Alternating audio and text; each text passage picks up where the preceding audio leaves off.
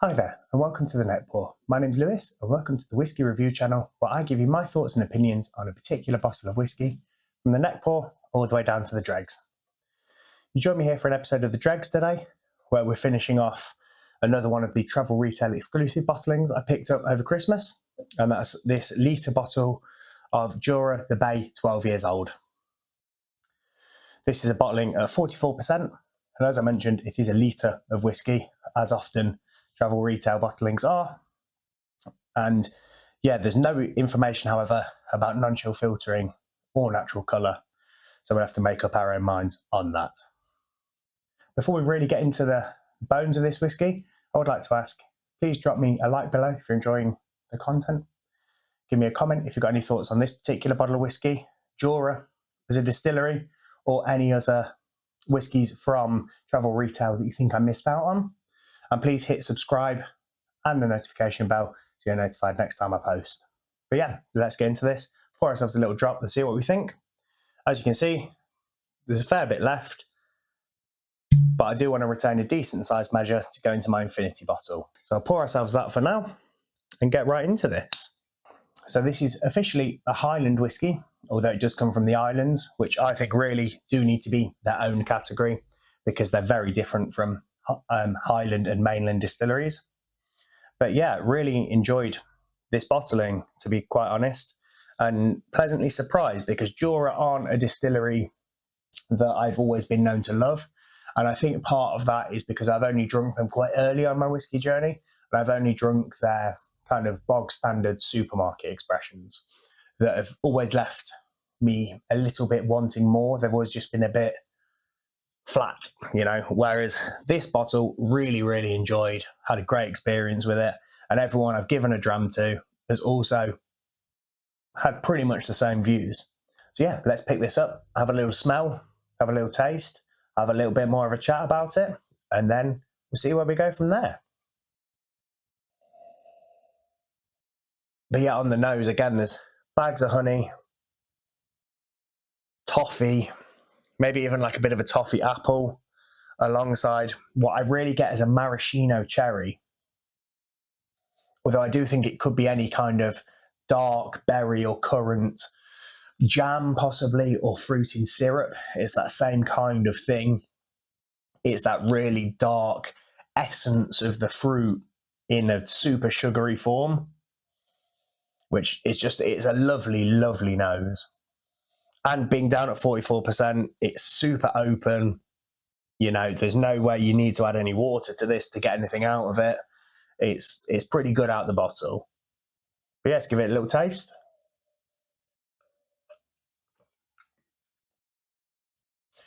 And to me, that's just, well, now it's opened up a little bit.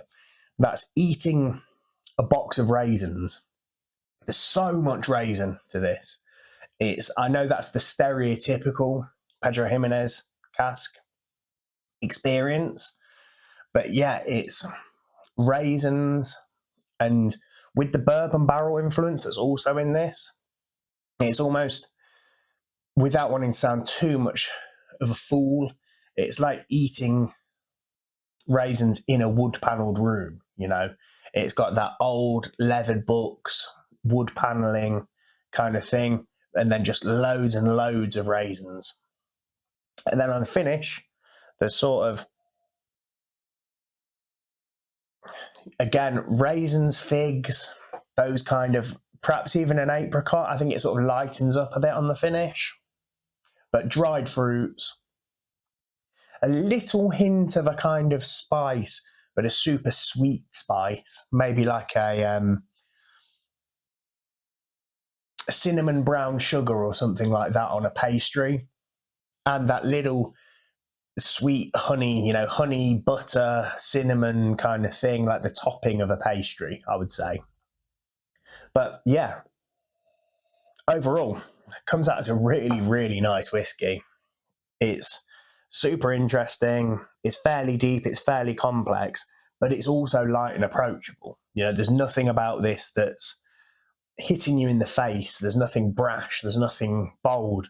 And in some senses, I feel that maybe it's missed a slight trick, and in other senses, I think maybe that's the genius of this whiskey. It's somewhere in between those two, because for me, again, just putting the extra 2% in so they could put non-chill filtered on the bottle and not chill filter it would just give it a little bit more legs, a little bit more body in the mouth. And again, bottling it without colour for me would be so much better. I know they talk about the Pedro Jimenez finish, and they probably want to make that stand out with putting the colour in this. But, you know, that's pretty damn red, you know, and it's almost that getting towards that radioactive glow, that's for sure. And it's just a shame, because if those casks didn't put that much colour into it, so be it. I think who cares that much? And from my mind, although I'm not 100% sure how much flavour actually putting the trace amount of E150A, the caramel, burnt sugar in there, actually does to the whiskey, it just, to me, makes me feel a bit cheated. You know, they're not presenting this to me the way that it came out of the cask. And I know obviously things are watered down, I know things are filtered, but the more processes that are done to it, the less authentic I find the experience. And I just think that's a bit of a shame, because I think we should be presenting an authentic experience to the customer, because at the end of the day, they're the person who really matters. And yeah, I just feel as I feel with every whiskey that's got chill filtration done to it, every whiskey that's got colour added, I just feel it's a mad decision. And why would you do it when there's absolutely no need? Some of the best whiskies I've drunk are the colour of straw. Some of the worst whiskies I've drunk are the colour of brown Ronseal fence paint. You know, it's absolutely nothing to do with the flavour. And I think it's a bit of a disrespectful way to treat your customers, to think that everyone is so vain and shallow, they're simply going to buy the darkest thing on the shelf. And for me, that's just a bit crazy. But back to this whiskey in particular, I've really enjoyed it. I drank pretty much the last sort of this much of it in a hip flask. Went to the last rugby game that I'll be going to live this season and shared that with one of my friends there. Had a great time with that. Went really well there. He really enjoyed it.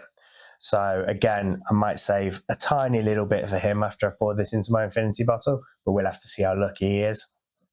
And yeah, I mean, this has opened my eyes back up to Jura slightly, because after only drinking a Jura 10 maybe, and a Jura, I think it's the Journey, which are both supermarket bottlings, I wasn't hugely impressed.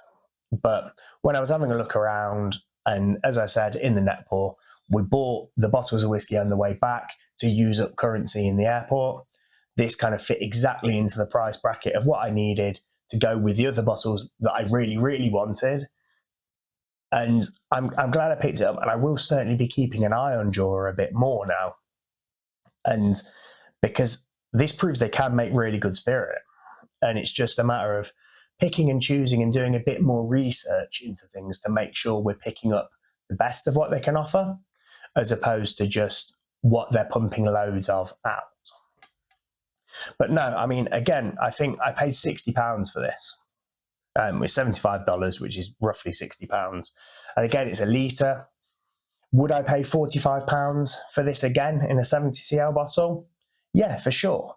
If this was available on the shelves regularly in the UK at £45 for a smaller bottle, or even at £60 for another litre, I'd be all over it. It's really good whiskey for that value. And yeah, it's certainly something I've been glad I've picked up. Again, though, as with the Neckpour, I wouldn't book a holiday just to get into the duty-free area to pick a bottle of this up.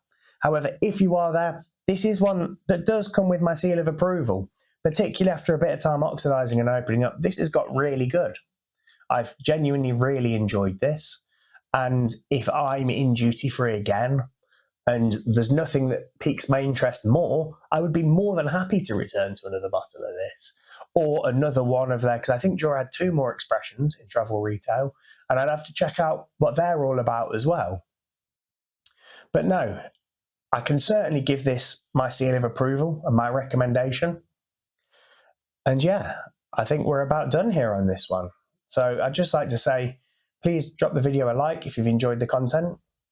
Drop me a comment below if you've got any thoughts and opinions on this particular bottle of whiskey, any other Juras, or any other travel retail exclusives that you think I missed out on. And please hit the subscribe button and the notification bell to be notified next time I post. But other than that, I'd like to say thank you so much for joining me today. It's much appreciated. And please do join me again for another episode of the Neckpour, the Dregs, or just my general thoughts on whiskey. But until the next time, I'd like to say cheers, Sri Lanka, and I'll see you again.